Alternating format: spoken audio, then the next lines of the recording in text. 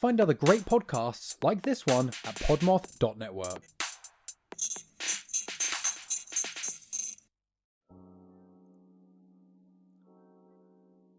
O'Connor Orchid Estates Apartments. Located in the center of the small town of Reading, Ohio, it is widely regarded as the world's most haunted location.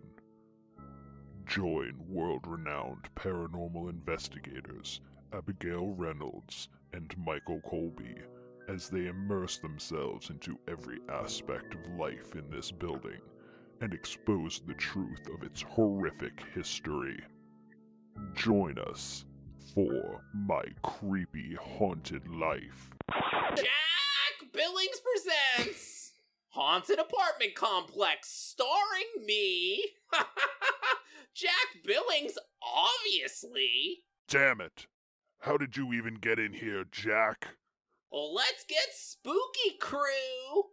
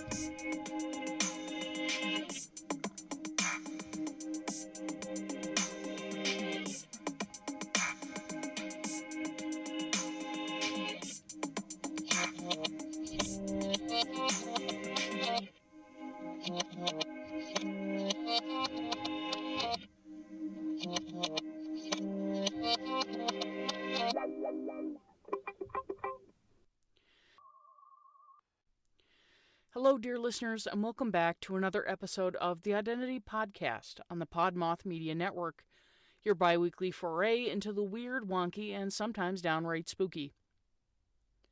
This week I have a little something special for all of you. Sometimes the pods on the network collab to create unique content, and this week my episode features not one, but two creepy cohorts. Huge thanks to Catherine and Haley from the Saturdays Are for the Ghouls podcast for joining me to talk about film and folklore, two of my favorite subjects. In our chat, we tackle the folklore surrounding A Nightmare on Elm Street, and we discuss all things horror. The audio might be a little low in places, and I've done my level best to bring it up to standard, but just so you're in the know. I hope you enjoy this week's episode. And, as always, stay spooky. All right, everybody. This week we have the two ghostesses with the mostesses from Saturdays Are for the Ghouls. Ladies, how you doing? We're doing good. Oh my god, I love that. I know, I love that too. Ghostesses with the mostesses. Yeah, we're doing great. We're happy to be here. I'm doing better Happy now. to be here. It's just an honor to be nominated, right? Seriously. The chosen ones. If we were nominated for anything ever, we'd just be happy to be included. Considered. Yes. All right, so I invited you guys on to talk about A Nightmare on Elm Street. It's an amazing film by Wes Craven. I personally love it. For some reason, this entire week, I was telling people that we were doing Friday the 13th, and I have no idea why. But I Yeah, a little kicked myself different. in the pants every time. I was like, damn it, that's not right. No, we're doing A Nightmare on Elm Street. Maybe later we'll do Friday the 13th, but today it's A Nightmare on Elm Street, and, you know, Freddy Krueger and It's a Freddy Mr. Krueger Knives day, for yeah. Hands and all that cool shit. Yeah. Yes.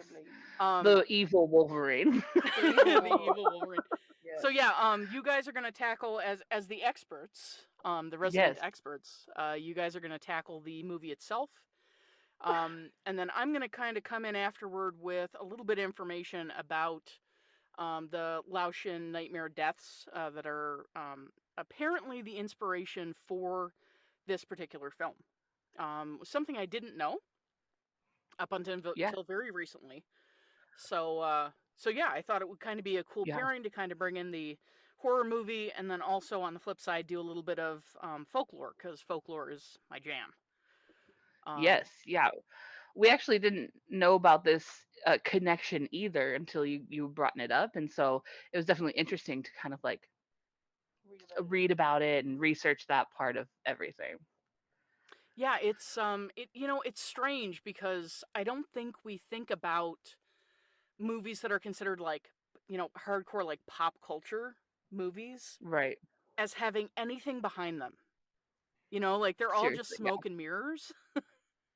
Right. Like it's Right. like this is a really cool movie about a dude with, knives for hands and Right. nothing else. Yeah. It's a But slasher film basically. right.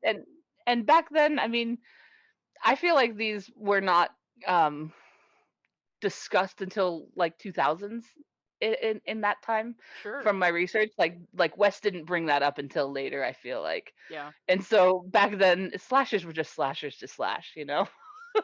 Oh yeah, I mean, when I think about Friday the 13th, that's what I that's what I think about is, Yes. slasher flick. Yeah. When I think of A Nightmare on Elm Street, I kind of think of that in the same vein. Yeah. Halloween, that's right in there too, although no blood in Halloween. Right. Something I actually had to go back and rewatch it to verify that there was no blood in it. I was like, really? There's no blood in Halloween? I know. I Um, feel like when I first watched it, I thought there was blood, but when I watched it just recently in like October, I was like, "Oh, this yeah. is much tamer than I thought it was." Yeah, well, apparently they had it ready. They just never used it. Oh, Um, interesting. there's a whole series on Netflix called The Movies That Made Us. I don't know if either of you have ever seen it. I have not seen it, but I think Haley's heard of it. Yeah, you've heard of it. I, Yeah, I so mouthed it as you it said it. basically like it goes through all of these like, movies like, they do Halloween, they do Friday the 13th, they do Nightmare on Elm Street, they do Aliens. And they talk to like people who were on the set, people who worked in props, kind of how the movie came together, and how the writers put it together, like everything from like soup to nuts. Wow. Yeah. Um, and they did an episode on A Nightmare on Elm Street. Oh wow. So I was immediately like fascinated by it because I've always been that person who, when it comes to like even stage plays, like I want to know what's going on behind the scenes. And I was always Right. that person who was like, I'll help move chairs, you know, Yeah. or like Yes. I was in a couple of plays too, but I'll help move chairs, and like I'll be the person dressed in black who's like moving the sets around and shit like that, because I always wanted to Right. know what was happening on the back end. And yeah, so when I saw that show pop up on my Netflix, I was like, oh hell yeah, I'm totally watching that, like without a doubt. Definitely. Yeah. It's sometimes it's just good to be included on those kinds of things in that matter. But I definitely love. I definitely want to check that out.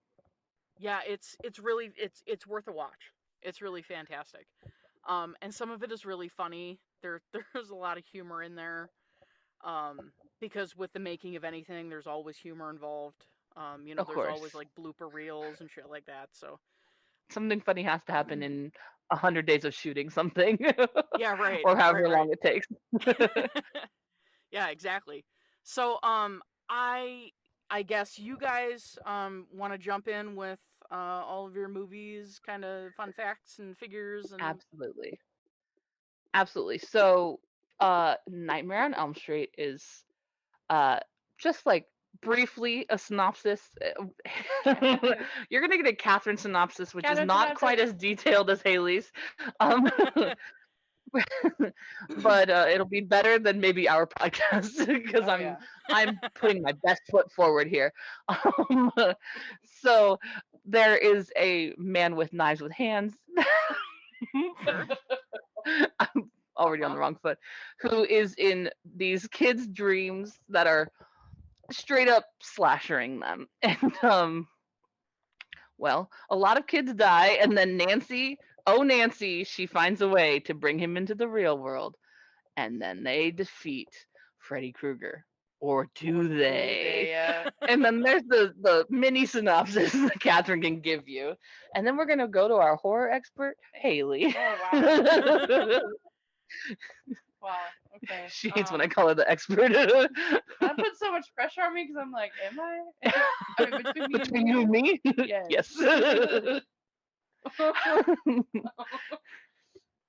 yeah, Nightmare on Elm Street, Bad Wolverine, as you said. Bad Wolverine, Evil yep. Wolverine. Yeah, where the movie's just centered around teens, and then they just start having weird nightmares about a guy with claws. Yeah. And they slowly start dying one by one. One. And their parents eventually tell them that, oh, there was this guy named Freddy Krueger that Yeah. was a child murderer, Yeah. murdered 20 children, and he was released on a technicality. Of course he was. Yeah. And the Maybe parents that were, would be like some shit that would maybe come up. Right. Like if you're living in this neighborhood with like a known sex offender, Right. like wandering around, you wouldn't be like, now kids. Yeah. I feel like all the kids would know of like a tale like that, or like a Right. thing Yeah. that happened in their area like that. Mhm. But yeah, all the parents were obviously, pissed off, and they decided to take justice into their own hands Vigilante justice. and burn him and kill him. And that's why he looks like Freddy today. Haley, where did Freddy come from though? What went on in Wes's brain? What went on in that noggin? The world may never know, but what we do know is what Haley knows. Okay, so Wes Craven, it was said that he got inspiration from the LA Times newspaper articles from, what year was it? I did not write the year down. 1981. There you go. I was Thank gonna you. say the 80s. It was the year I was born. Oh, okay. That's how I know. Good way to remember. I know. Remember. I was just a fetus. And Just a I remember fetus. sitting down with the New York Times article and being like, holy shit. Just little baby hands holding up a big newspaper. Oh, jeez. That's so funny. Oh my god. Okay. Baby It was just fucking printer's ink and placenta just everywhere. Oh, yikes. That's an image. That's an image. But yeah, so he got inspiration from some LA Times news articles about some Hmong refugees who fled to the U.S. during war times and genocide in Laos, Cambodia, and Vietnam, and they were reportedly all having nightmares, very disturbing nightmares. Did not describe the nightmares from what I read, but and then they did die in their sleep. Suspicious.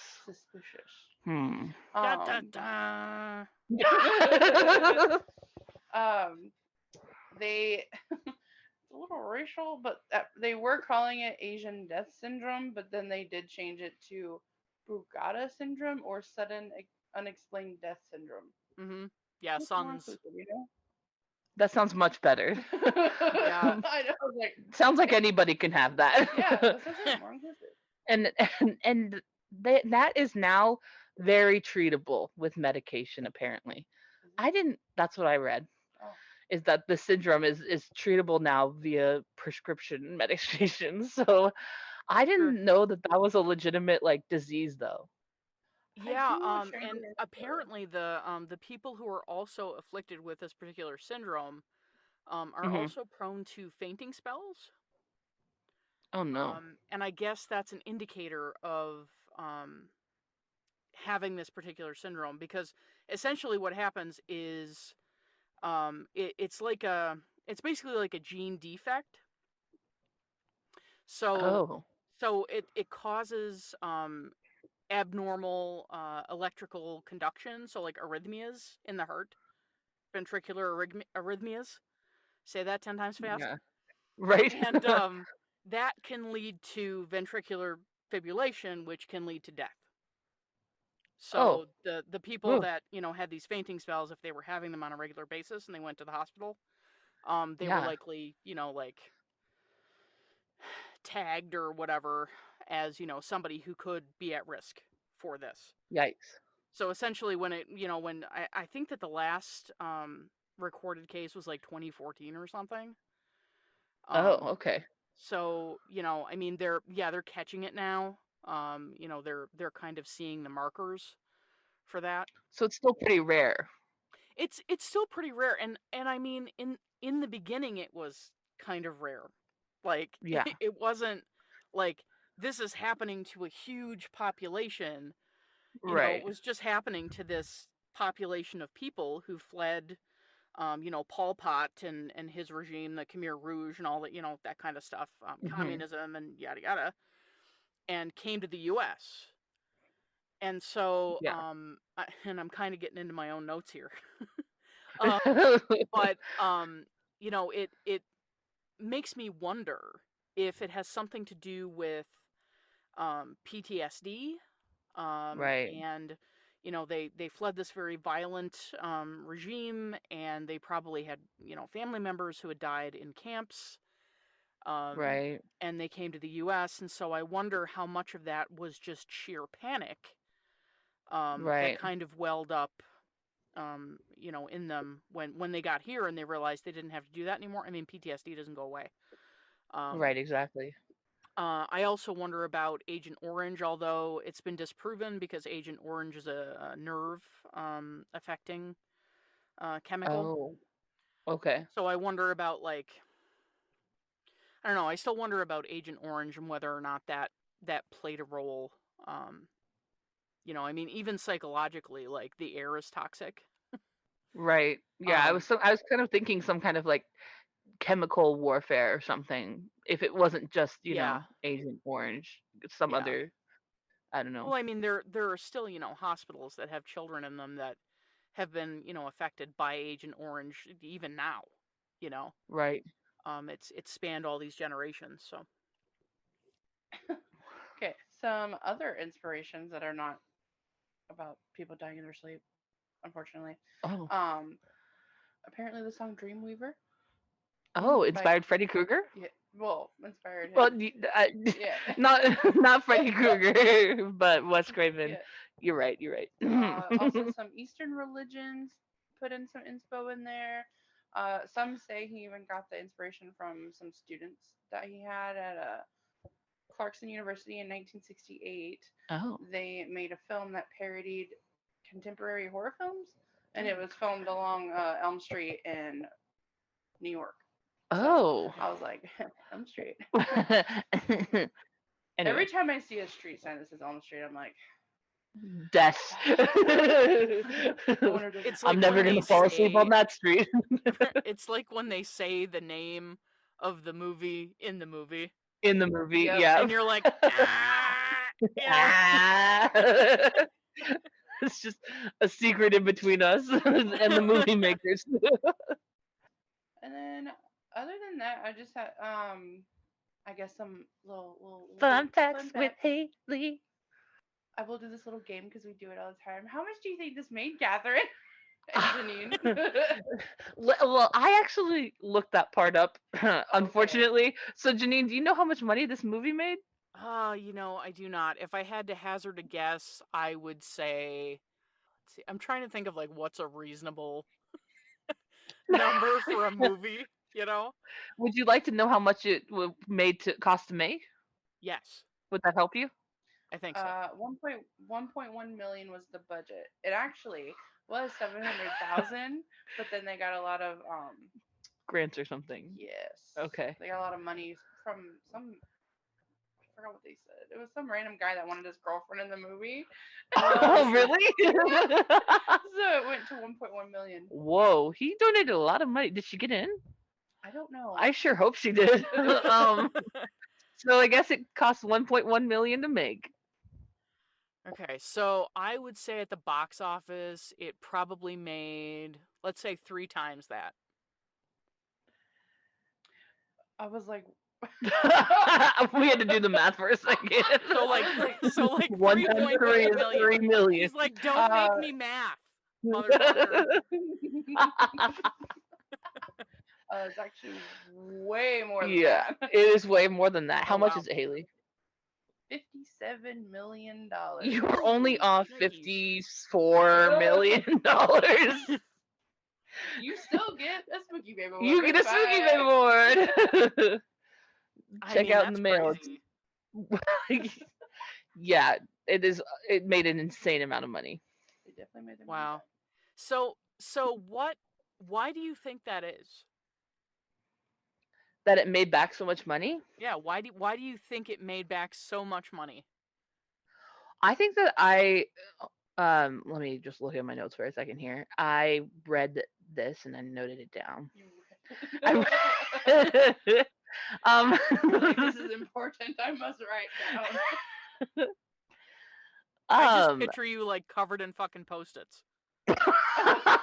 Me at work. So it was like the critics loved this movie. Like it was this movie, like they thought it was like one of the greatest horror movies of all time, that it evolved into the franchise that it was. Oh, sure. And so I think that's probably why. I mean, I don't know why it was so much more. I have not like no one's ever seen before. Yeah. Ahead of its time. It was ahead of its time. That's right. But like the critics sincerely loved it, which I think just trickled into like society loving Freddy Krueger. Or well, like, yeah, and I mean, you think about like how many kids I knew growing up who dressed as Freddy for Halloween. Right. And I mean, like I couldn't even tell you how many, like the different schools that I went to. I could tell you like probably 10 or 12 different people who dressed as him several times for like classroom Halloween parties long after this movie came out. Yeah. So it just kind of and to this permeated. day. Yeah. Yeah. So I think also because I can't think of a movie that centers around like a killer, like someone Freddy Krueger, like of his time. Like we were all used to like the silent killers. Oh yeah. Right. And then Freddy Krueger's like the jokes. Yeah, he's like making jokes while he like slashes you up, like. Right. Well, yeah, I mean, then we think about like movies like Friday the 13th, where and fucking like, dude, if you haven't seen Friday the 13th yet, I can't help you. You've never wanted to see it then if you haven't seen it yet. Right, you deserve to have this ruined for you. Right. But the fact that they had Jason's mother as the killer, right? Like that, it just kind of like it was just this this twist, right? And they started adding all of these twists, right? Like you think about the Scream franchise, right? It's twist after twist every time. Every movie has to have a twist, right? Right. Every single one. Movies don't create psychos. Movies make psychos more creative. Right. Exactly. Just an amazing series. So and also Craven. Yes. Craven loves the twist. It's a Wes Craven, But yeah, I mean, that whole idea of like, this is the evil, and this is what the evil looks like, and the evil is coming to get you. Like that's something that I find to be more affecting. Right. And you can't really escape it. So even if you sleep, or like even if you wake up, like there's no way to escape this one, really. Right. Exactly. Yes. Do you have any more fun facts, Haley? I didn't even get to those yet. Oh my gosh! Get to the fun facts. Get to the fun facts. Yes, we need the fun facts. Okay. Stat. So apparently, Freddy Krueger is based off of a childhood bully of Craven's. Yes. Which we did know this. His name was Fred Krueger. Yep. Duh. He actually named him after the bully. Yes. Yeah, and I guess the guy is flattered. Oh my gosh! I don't think I'd be fucking flattered. I'm glad I beat your ass. I'm glad I beat your ass. He like should have gotten like a cut if he found like I inspired this evil person. I don't know if I would go around and putting that on my resume though. Like I was the inspiration to Freddy Krueger. Come on. I inspired this Normal. horrifying movie. Please hire me to work at Starbucks. Yes. Kane Hodder, if you don't know who that is, he plays Jason in one of the like later movies, but he was in the running for Freddy Krueger. Yep. Oh really? Him, yes. But apparently, Craven said that every person that he interviewed for the role Mhm. was just too nice to children. I was like, Wait, what? does that mean that what's the guy's name that plays Robert Freddy? England. Yes. Does that mean he was mean to kids? Yes. I feel that on a cellular level. I'm Short just answer, kidding. yes. You know, I've heard from a few people who have met him that he is a lovely man. Oh. But he does have the potential to be a complete douche canoe. Wow. Even in arid regions, Robert England apparently can get out his douche canoe and paddle away. Well. So, you know, and I mean, it really comes down to like, you know, the popularity of the film. Like he knows who he is. Yes, yeah. And he knows the power that he wields over an entire generation of kids and now adults. Right.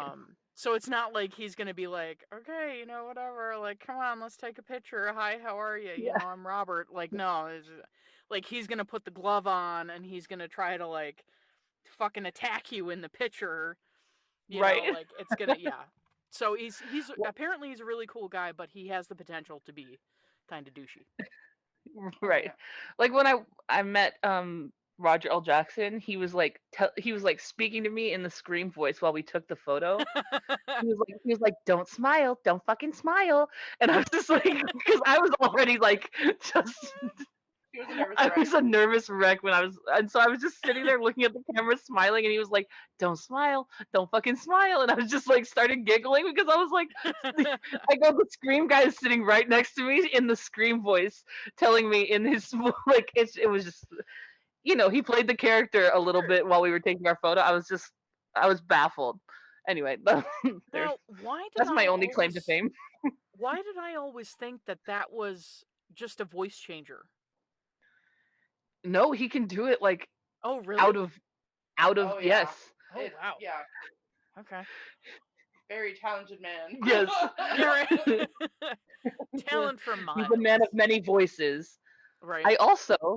I ate breakfast just across the room from him. Oh, that was so Sorry, funny. we're not talking about Scream. We can move on. I'm sorry. Okay, real quick though, it was funny because like we were sitting at the table and it was like a buffet style. So we go to get our breakfast and we passed by their table and we looked at each other and we're like, I think that's him. And then she's like, it is. So then we go back to our table and sit down and she just takes her phone out and slowly inches it to face behind her so she gets this little bit of his head. Yeah, I have a photo of me eating breakfast like across the room from him. So I took the photo because I wasn't sure if I would be able to take a picture with him, like because it costs money, and I was like, I just don't know how much money I had. Like I didn't know how much it cost. I was wondering. Oh, yeah. I'd never been to that kind of thing. So $1 million. it only cost $20 apparently. So that was my bad for worrying about that. But anyway, Freddy Krueger. Yeah, just as a footnote, if you ever go to one of those things again, which I'm sure you probably will, if you happen to like bring anything for them to sign, just ask them if you can take a picture of them signing it. Oh yeah. Because it's like, you know, provenance or whatever, but then also you have a picture of them, you know, with the item, and you know, I mean, they might smile and hold up the item. Lee Merriweather, she played Catwoman on a couple of the original Batman shows. Oh, yeah. She was a lovely lady, and she was like, "Oh yeah, honey, absolutely, you can take my." She's like, "I don't care." She's like, "I usually charge for that, but that's fine, you know, whatever, you're fine." I was like, "Okay, whatever." And then I went over to Burt Ward, who played Robin on the Batman series. Yes. And he was like, "Do you want to buy some dog food?" Because he was selling dog food. While he was, I don't know why. I think he owns maybe a rescue or something. Oh, okay. But he was like, and this is like, I'm sorry, it's totally off fucking topic, but so he's sitting there and he's got things. He's like, "You want some dog food?" And I'm like, "No, thank you, Burt Ward. I'm fine." I don't need dog and food. he was like, "Okay, well, what do you want me to sign?" So I handed him the stuff to sign, and I said, "Do you mind if I take your picture while you're signing it?" Right. And he was like, "Oh, I usually charge blah, blah, blah, blah, blah," and he was like grumbling under his breath. And I said, "You know what? Don't even worry about it." He was like, "No, that's fine. That's fine. That's fine." After he made us wait for like almost 40 fucking minutes for him to get there. This guy is such a diva. And the highlight of the entire day, this is the end of my story.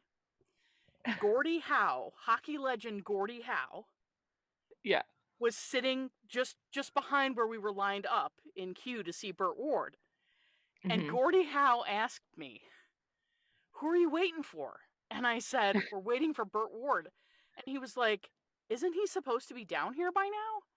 And I said, "Yeah, and like in my mind, I'm thinking, holy fuck, I'm talking to Gordie Howe. Right. And I'm like, yeah, he was supposed to be down here like, whatever, 30 minutes ago. And he was like, wow, what a fucking douche. And I just, like, I keep that with me. I hold it with me that Gordie Howe called Burt Ward a fucking douche. That just was the pinnacle of my day. I don't remember anything else really about the day, just that Gordie Howe called him a douche. Well, I love when celebrities are just like chatting up like with you. I don't know. And nobody was at his table, and then I felt really bad because I didn't have any cash on me, and he didn't have like a swipe machine or whatever. Yeah. To like pay him. But like I totally would have gotten his autograph or something just, to thank him for calling Ford a douche. I was a like, douche, yeah. This is amazing. That's funny. But anyway, continue. But anyway, back to Freddie. I'm sorry. Sorry, Freddie, somewhere out there. Robert Englund is sitting in a chair somewhere tapping his foot impatiently. Yeah, he's like, "Get back to me." He just like skipped forward in the podcast. Then we got back to Freddie. Right. Yeah. So two more little facts. I have Wes Craven. Yes. He did take the script, obviously, to many like production companies. Yeah. A lot of them said no. No, thank you. No thanks. But the first production company that showed interest in this was Walt Disney. What? Yeah, it was on brand Disney. I was like, what? Yeah, apparently they showed interest, but they did want him to, clean it up. They wanted to tone it down for kids and teens. And Craven said no. I don't do that. Right. Well, you have to consider too that Disney used to do anti-Nazi propaganda films. Oh. So I mean, Disney has its hooks into a lot of different weird dark shit. If you look at like some of their cartoons, the original cartoons that are like silly symphonies. Yes. Like the Skeleton Dance. I mean, I would consider that to be pretty macabre for Disney. Right. But it played every fucking Halloween, and that's like a part of my Halloween tradition now. I play the fucking Skeleton Dance while I'm, decorating and shit like that. So I mean, all of that like darkness, Disney is totally. I mean, look at fucking Snow White. Snow White is totally dark. Like the witch is gonna fucking kill her and like gives her a poison apple or whatever. Yeah, they're totally. That's totally. It would be on brand if they removed like the "I'm your boyfriend now, Nancy," with the tongue on the fucking phone.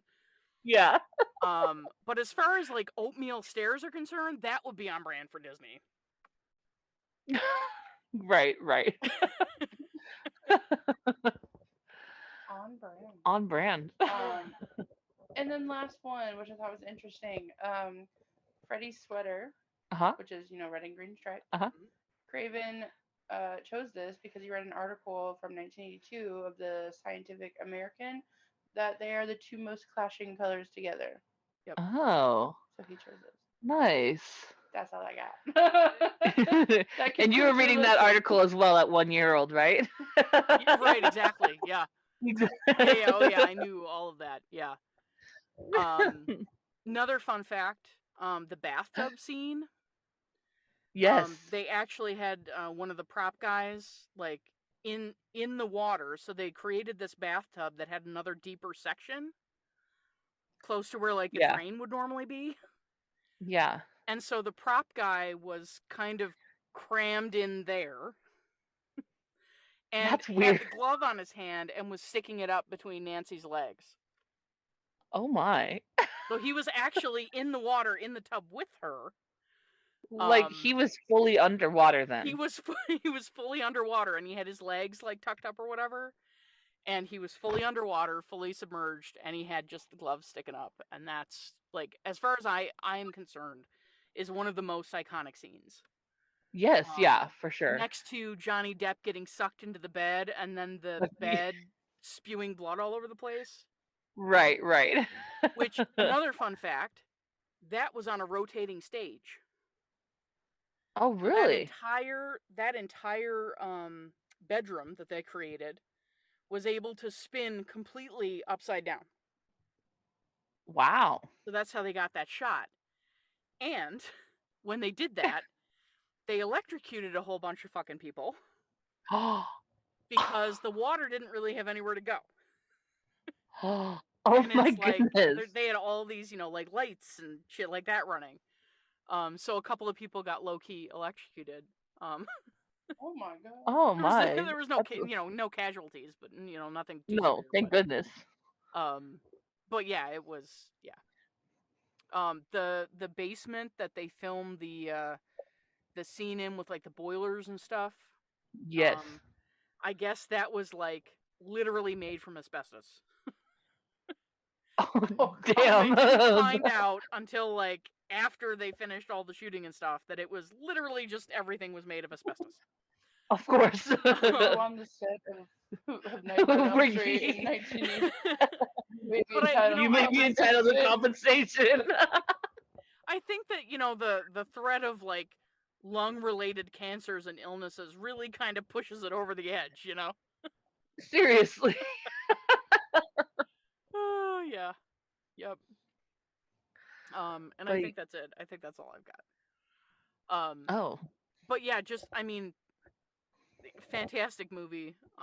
When I Definitely. was it was one of the first movies I watched. I had a friend who had a sleepover. My grandmother was very protective. I was raised by my grandparents, and my grandparents were very protective of me and would not let me go anywhere. And the one time that they let me go somewhere, I went to my friend's house, and she had Halloween, she had Friday the 13th, she had Nightmare on Elm Street, and she had The Exorcist. Oh my gosh. And I was just like unlocked 9. a whole new world for you. I was like 9, and so I'm sitting there, watching Linda Blair, well, actually not Linda Blair, a stunt double, doing that horrible thing with the crucifix. Yes, and yeah. really examining my life choices. But I guess when I put in perspective my 9-year-old like sleepover where I've first watched like Final Destination, like oh god, like that was my like epitome of like gore in movies like that. Dude, I have so much to say about Final Destination. It's not even funny. Because that entire series, like, it's all happenstance. All of it. Yes. Yeah. Like, oh, God. Yeah. But anyway. Before I get too far down the rabbit hole on that Before we get into one more rabbit hole of a different movie that we're not talking about today. I feel like I'm still digging myself out of the other one that we fell into. Right. I think we're out of there. I think we're back to Friday, and I think that's all we have, right? Yeah. Yes. Did she fall asleep? Yeah. Like, what is... She just goes, yes. I'm like, okay. But yeah, that's all we got. I'm expecting, like... Yeah, right. She's just snoring over there. right, like probably 30 minutes before we recorded, she goes, "Oh, I'm so tired," and I'm like, "Do not fall asleep right now. We have a podcast to record." Right? She loves to do that right before we record. She just like says she just loves to push my buttons and say, "Oh, I'm so tired. I could fall asleep right now." And I'm I like, know how much you fucking hate it. because then I have to wake her up when we are ready to record. Well, it depends what time you. I mean, I've always recorded, and like Sundays at like noon Right. or something. And granted, I mean, I'm 41. It's just as easy for me to fall asleep then. But, you know. Nap Right, time's the best time, honestly. Yeah, right. So, I wanted to start my section with a quick question. Okay. Oh, Love questions. What is your worst nightmare that you remember from your childhood? oh God. Wait, the fictional or reality? What? I Yeah, mean, I was fictional. thinking fictional because this is not a psychology podcast. We're not diagnosing you today. We are just talking about horror movies. Right, just hang on while I pull the sofa out of the room, Yeah. Right. No pad and paper. But no, I'm literally like I'm talking about like recurring nightmares that you had when you were a child, when you were asleep. Oh, I have. Go, Catherine. Oh, I'll go first. Okay, so I had this recurring nightmare, and it was only in one house, so I'm not sure if it was like related to that house that we were in, but and I think I might have talked about it on our podcast once. But I fell asleep, obviously, and then when I woke up and was looking around the room, and it felt like there were like maggots, like from the bottom of the like to the ground to the top of my ceiling all over the bed, and then like I got out of bed and I turned the lights on and they weren't there. And then I like I I closed my door and I turned off the light and I opened the door and then like I could still see them. And so then like I just I just had to fall back asleep. And so I just slept with the light on. And I slept with the light on for like years after that. I mean, I Because would like too. that but like there was nothing there. Like I asked my parents to come in and I was like, "Do you see anything on the walls?" And they're like, no." So I was like, "Yeah, me neither. Thanks. Good night." You know, when like if you're looking at like the sky or if you're looking at the Yeah. dark and you see like the little fuzzy. Yes. What if it's that? That probably was it, honestly. But like for some reason, it lasted so much longer.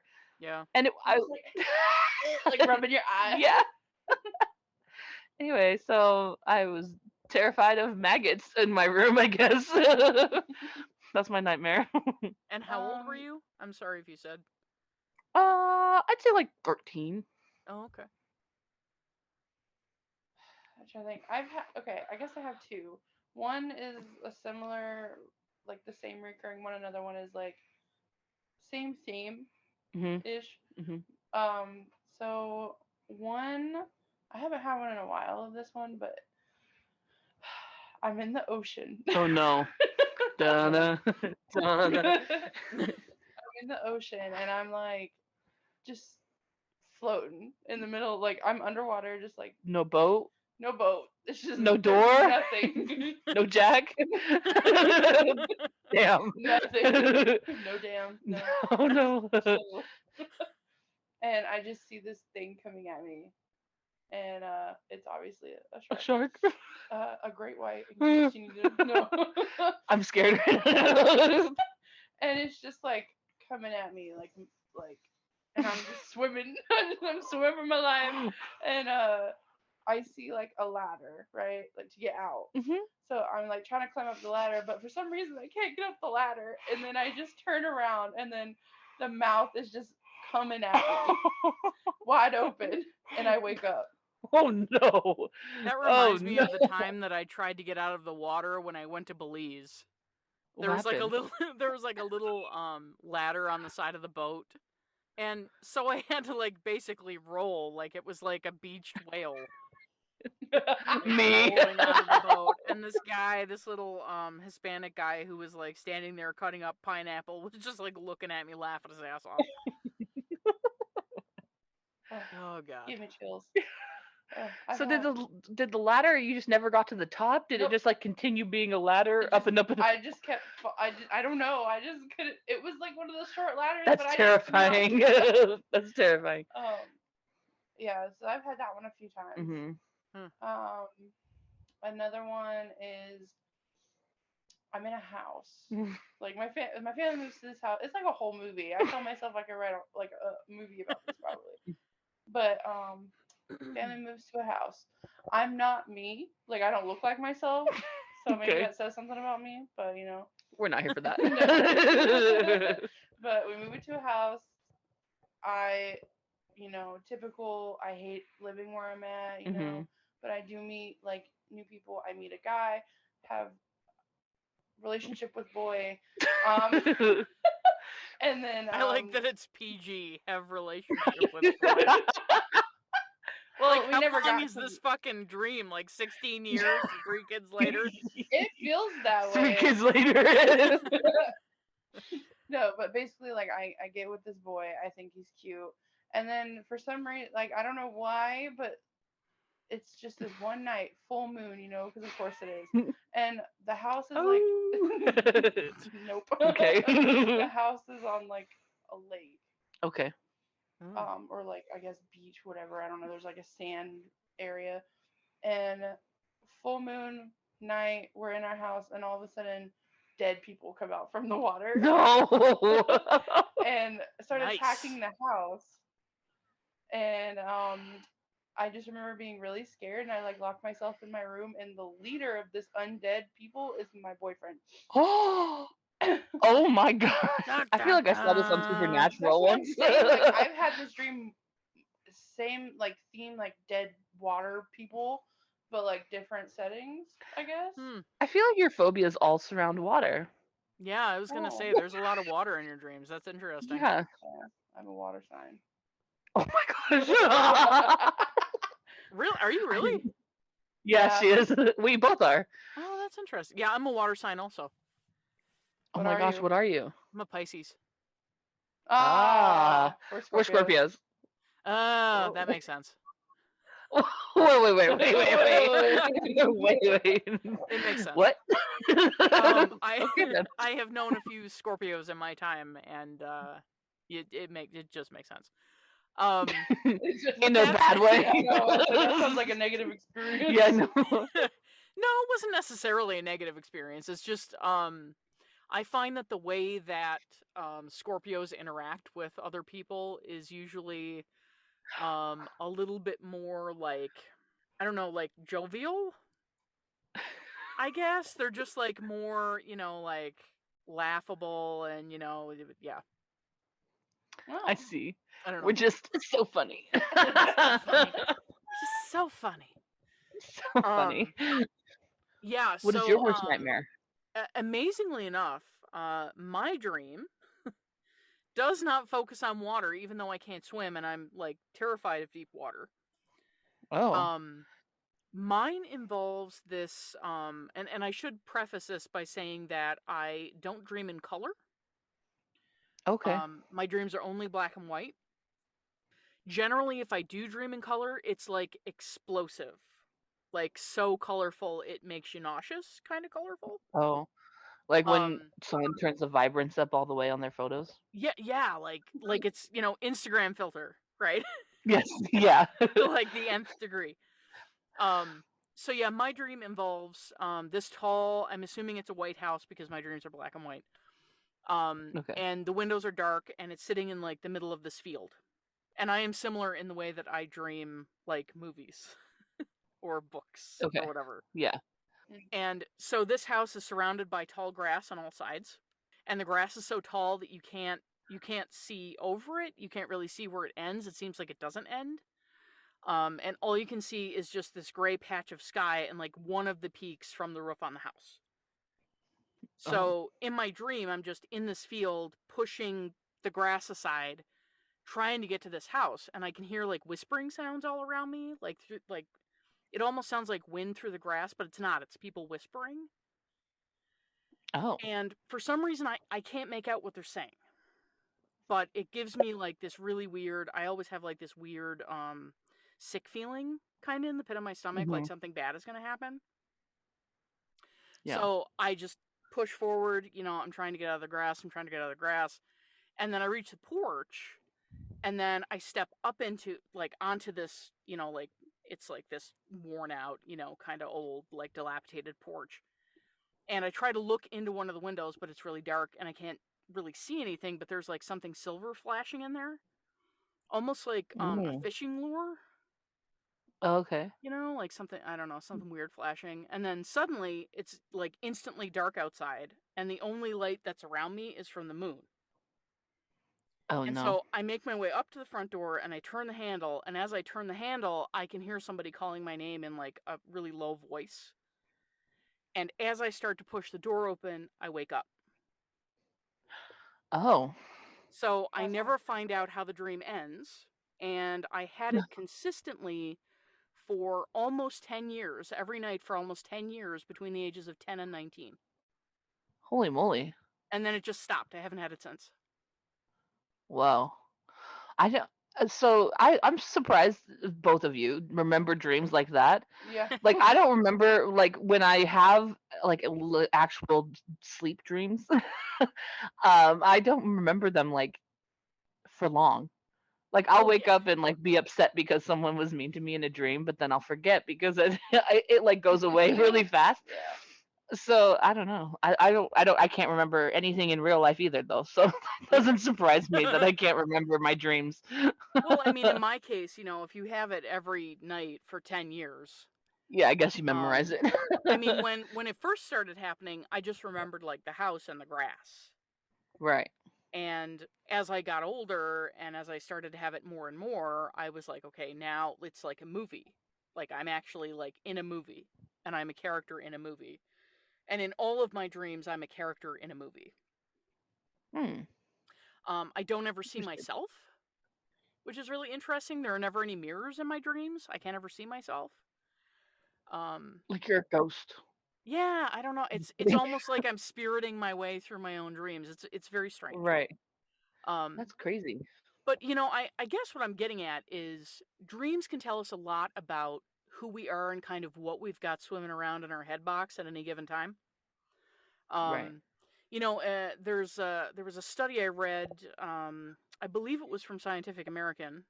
Taking a note, a la Wes Craven, about the faces that you see in your dreams, and how every face that you see in your dreams is somebody that you have met or seen in your waking life. Right. I've read that too. Yeah, so your brain doesn't create faces. It has faces that are cataloged. And then you go to sleep and you have dreams, and your brain is like, okay, I'm going to put this face here and I'm going to put this face there. So, it seems as if, our subconscious is like a laundry list of all these different things. It's also, basically a Rolodex of like all of our failures and our fears. Those frequently make an appearance in our dreams. Right. We're not even really actively thinking about these things, but because they happened and we had a certain experience, we often bury this information away, and then it comes out when we sleep. Right.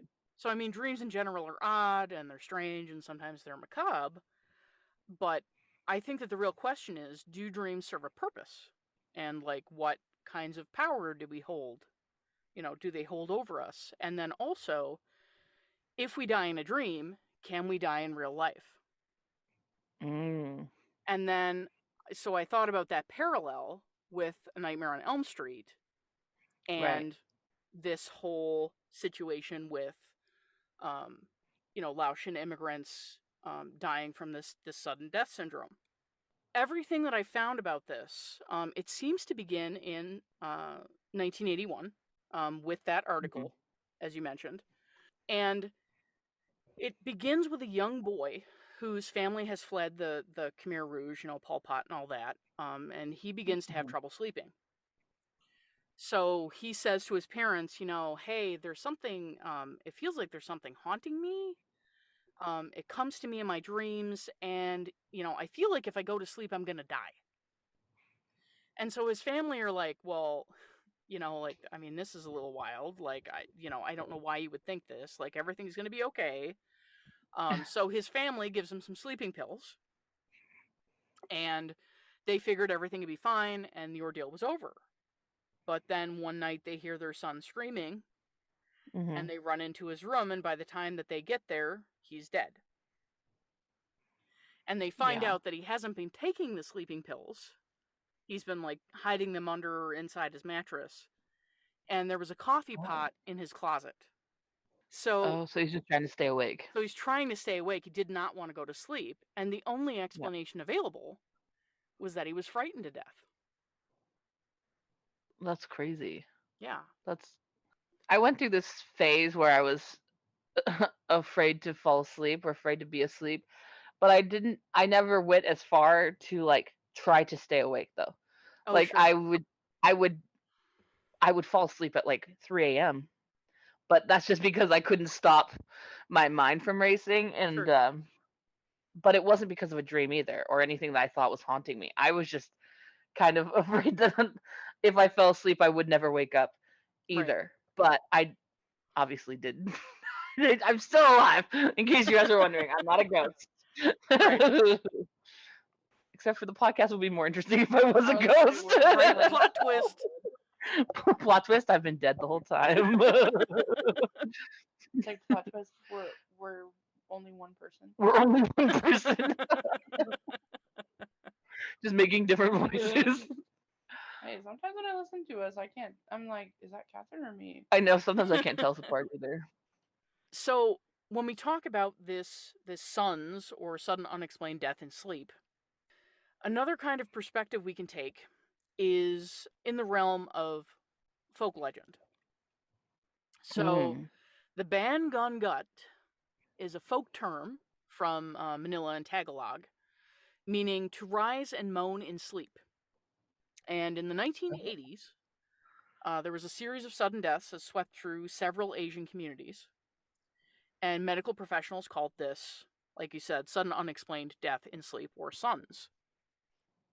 So, from a study published by the International Epidemiological Association in 1998 in the Great Britain International Journal of Epidemiology, oh, fancy, entitled Bengungat in Manila, Sudden and Unexplained Death in Sleep of Adult Filipinos by Ronald G. Munger and Elizabeth A. Batoon, quote, a syndrome of sudden unexplained death in sleep, or SUNS, occurs among Filipino adults in the Philippines, Hawaii, Guam, and the Marianas Islands, Japanese, Laotian, Cambodian, and Vietnamese refugees in Thailand and the United States, and Thai men in Thailand and in Singapore. The victims are typically young men. The median age is between 30 and 34 years old. They're all in apparent good health, and they die within minutes of an onset of distress during sleep. The immediate cause of death is ventricular fibrillation, as I mentioned before. The proposed causes of SUNS include thiamine deficiency, hypokalemia. I don't even know what that is. Whatever. I'll probably Google it later and be like, what is that? Nightmares and mental stress, melioidosis, and genetic factors. No evidence directly links the sudden deaths of Asian adults with sudden deaths of infants that also occur in sleep, because that's common in infants to suddenly die in their sleep. So while SUNS is known to occur in many populations in Asia, the boundaries and incidents aren't well known, and the highest known rate of SUNS was documented among refugees from Laos and Cambodia in refugee camps in Thailand, end quote. There's basically a medical explanation for it, right? Like they say that it's due to this ventricular fibrillation that causes death. So they basically, they have a generic idea of what happens and, why these people are dying, but they don't have concrete proof.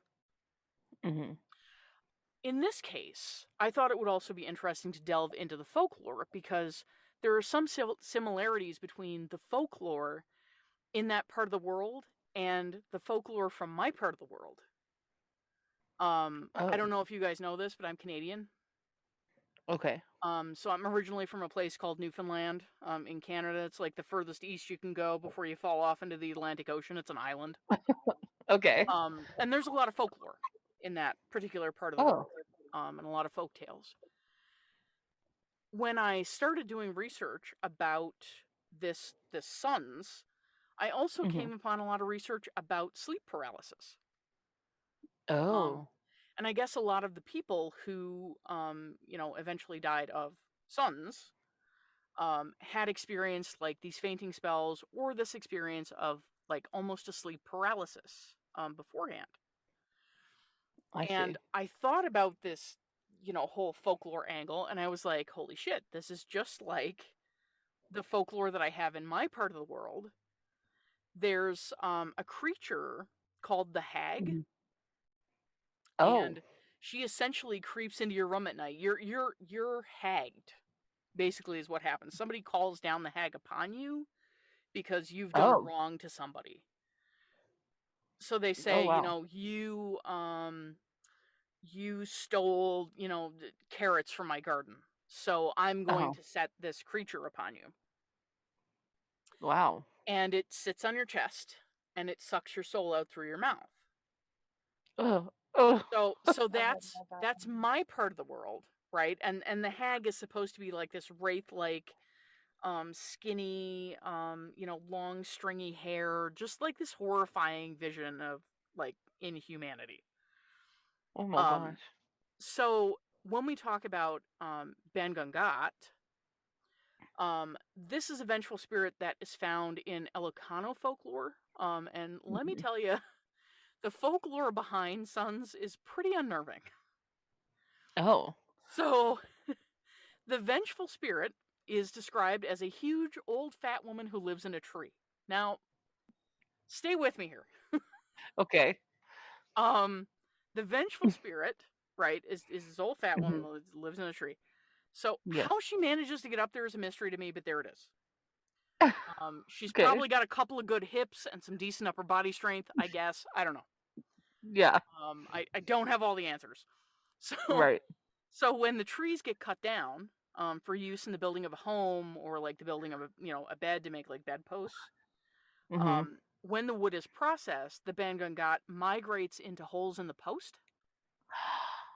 Oh no. Yeah, so then according to folklore, if these posts are used in a bedroom, then the sleeper is going to be visited by the vengeful spirit who perches on their chest until they suffocate. I have no idea I have no idea what happens if the posts are used for a living room or a kitchen. Probably something worse. I don't know. Right. The creature sits on your chest and suffocates you, but also steals your identity and like runs up a bunch of credit cards. I don't know. Is she still a fat woman when she sits on you? You're right. Yeah. Because some people might like that. I mean, some people are into that. That's okay. I mean, I don't know. That's where it came from. That's where it came from. Someone heard their name and was like, that right? sounds awful hot. We're body positive. It's fine. Exactly. That's exactly. Cool. You can be a skinny wraith or you can be a fat demon. Doesn't matter. Whichever works for you. And the person that you're called to perch upon, I guess. That is between you and your perch. Well. So, Jordan Clark, who is kind of an aficionado on a lot of like folklore and legends and like weird creatures and stuff. On his blog on the asawangproject.com, he writes, quote, I find the idea of the Badibat, which is another name for this creature, both horrifying and fascinating. Isn't the darkness that creeps in as the sun sets terrifying enough? The thought of being so frightened that you can't breathe or are literally scared to death is truly the stuff of nightmares. When I watch horror films, I often think I'd be the first to go, feeding off my phobia or becoming paralyzed with fear and losing my breath. In the case of the Badibat, nobody would have the option of a heroic battle. She's believed to be so heavy and large that even the burliest of men would suffocate under her mass, end quote. Yeah. Suffer under her mass. Suffocate. They'd be so lucky. What a way to go, though. Come on. So now that I've given you all this information, right, you have to know how to protect yourself. Oh this no! Oh. Wait a second. Did you unwillingly give us a like? Now that you know about it, it's gonna come kill you, kind of thing? I mean, I didn't say that, but Okay, well, you didn't have to. But how do I protect myself from I it? didn't not I have a say metal that. bed, so I don't have a wood post bed, so I'm fine. I think. Well, yes, but your room is probably framed in wood. As you have like a wood desk, A wood table. a wood dresser, a wooden door. Oh no. Okay. Tell me how to survive this. Okay, so how to protect yourself? There are a lot of preventative measures that you can take to prevent an attack. Apparently, biting your tongue and wiggling your toes is the go-to. Okay, I love that. But you can also drink water. It helps as well to lie on your left side. Oh, good. Oh, good. That's the side I sleep on already. Not going to bed too soon after a large meal. Praying before Good bed idea. if you're keen on doing that. You can do that. Putting on Okay. lipstick or painting your nails. Apparently, those are things that you can do. Also, I guess you can wear a women's nightgown to bed in order to confuse the creature.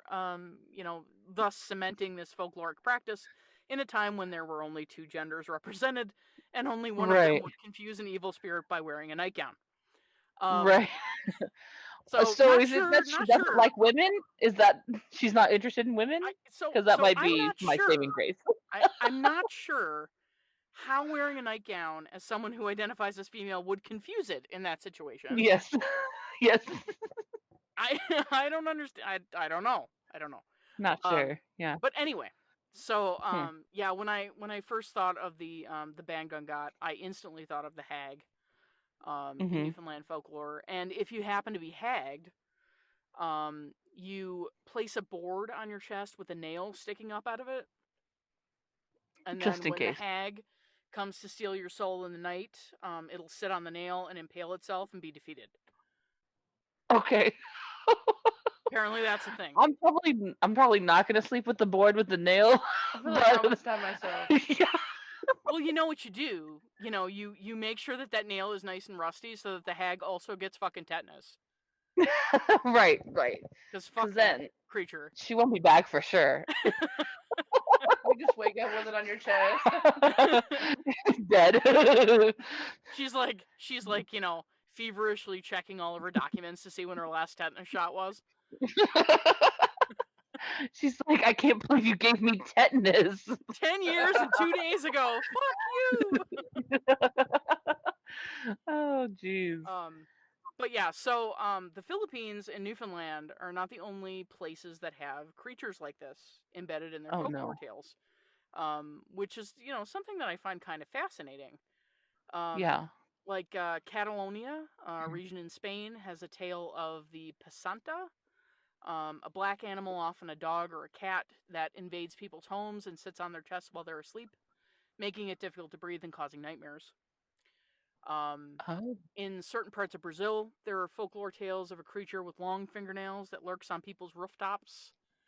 The creature is called pisadera, and it comes into people's homes and tramples on their chests while they're asleep. And then there are also creatures and spirits in Japanese folklore that fit the bill. Oh, my. So the fact that this creature exists in so many folkloric traditions has clearly influenced a wide range of books and film. Right. Craven's Nightmare on Elm Street being one. But I also wanted to point out that the Bangungot seems to have a connection with like starchy food and alcohol consumption before bedtime. So whatever you do, don't drink like a huge bottle of grain alcohol or a bunch of fucking potatoes before you go to bed. Yeah. I guess. My favorite combination. My favorite combination. Right.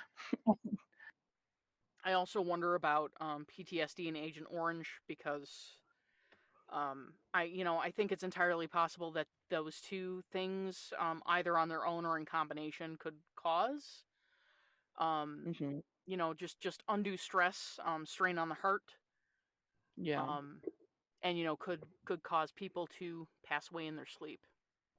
I also wonder why just men are affected. Right. And then It's the kind of cases weird. of sons continue through the 90s, but the numbers aren't as high. And there have been cases reported as recently as 2014. So I don't know. I just find it really interesting that it's just men. Yeah, that is crazy. I'm not sure. It is. I mean, the large woman is. It is to some extent.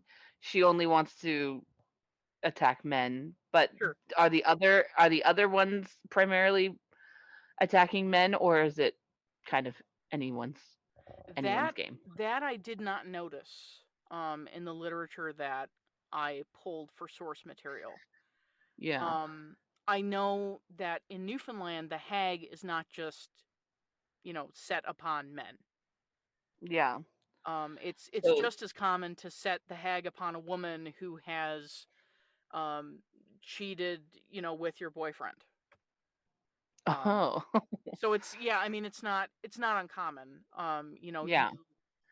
You lied to get a better, position at work or whatever. You lied about Hmm. your credentials and you got that position over somebody else, and so they're like, "Oh well, fuck you. I'm gonna Yes, hag I'm your get a ass hag. because you lied on your resume." Um, Right. but yeah, I mean, it could just as easily in those situations it could easily be anybody, Yeah. not just men. Yeah. I feel like the hag in is more of a Freddy Krueger esque because Hmm. Freddy's all about revenge, and the Hmm. hag is sent by humans for revenge. But still, I Yeah. mean, they seem like they have the same temperament. Yeah. Well, I mean, it makes me wonder how much other information Craven consumed in Right. order to create his monster, because it wasn't just this one instance. Yeah. Had to be more. Like I'm sure that this was probably wildly influential just because it was kind of a large number at one time. Right. But yeah, I mean, I wonder if he also did research into other folkloric practices and was like, oh, so this is really common, and I can weave a thread through this, and other people will Right. also understand. Yeah. Which I think is one of the great things about this movie. It's easily Yeah. understood what's happening. Um, Definitely. Yeah. and it's something that people can relate to. I mean, who hasn't been afraid to fall asleep Right. because they're worried that they're gonna have? I mean, hey, The nightmare. hands Right. up. I have Right. had that dream for 10 fucking years straight, and every night I go to sleep and I have it again. Right. And it's like you can't get away from it. You can't escape it because it's gonna happen again. Right. So, I mean, I think that kind of thing makes the film that much more terrifying and that much more enjoyable at the same time for horror movie fans, because it is so relatable. It's Yeah. like this Realistic. common thread. Yeah. Yeah. Right. Wow. So yeah, Well, that's those all I got. folklore, those are definitely interesting to hear about, and I'm not scared at all.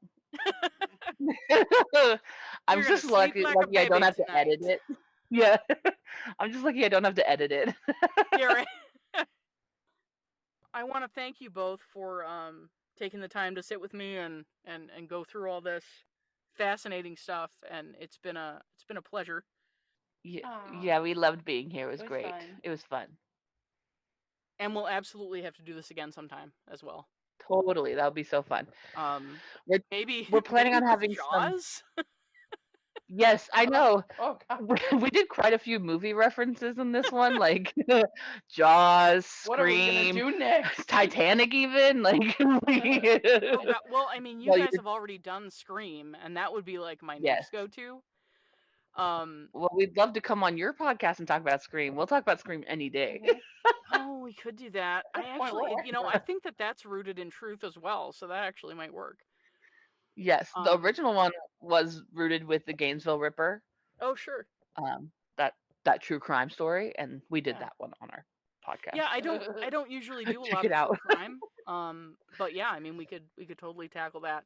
I I just think it would be funny to cover Jaws because of all of the dreams with water and sharks. Yes, Yes, that would be fun.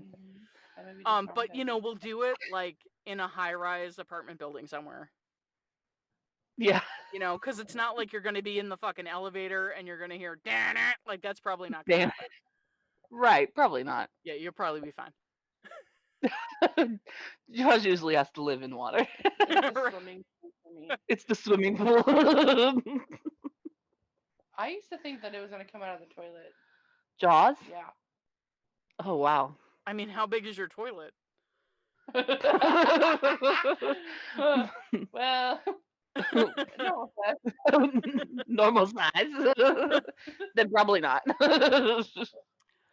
So before we call it quits, did you guys want to do some shameless self-promotion? I always let Oh my my guests gosh, do we shameless probably should. self-promotion.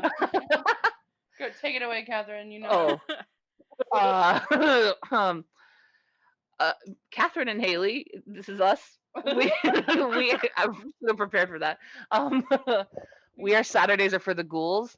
You can find us basically anywhere you listen to podcasts, and we talk about true crime, horror movies, the supernatural. We tell spooky stories. Literally anything that's related to scaring people, we like to talk about. Spooky. So you can listen to us on basically any podcasting wherever you said you that can already. listen to us wherever you get the podcasts. You can follow us on Facebook, Instagram, Twitter, and TikTok. Saturdays are for the ghouls. We'd love to have you. That sounds good. Welcome to the spooky. Well Babe done. fam. Welcome to the Spooky Babe fam. Both of you guys have a good night. Take care. You too. And we'll talk Thank again you for soon. having us. Okay. All right. Bye-bye. Bye. The Identity Podcast is brought to you by host Janine Mercer. The podcast is written and edited by Janine Mercer unless otherwise stated, and the music is created using GarageBand. You can find The Odd Pod on Twitter, Insta, and TikTok at ODDentity Pod, and on Facebook as The ODDentity Podcast. If you haven't already, please make sure to mash that subscribe button so that you're in the know when a new episode drops, and be sure to tell a friend about this podcast.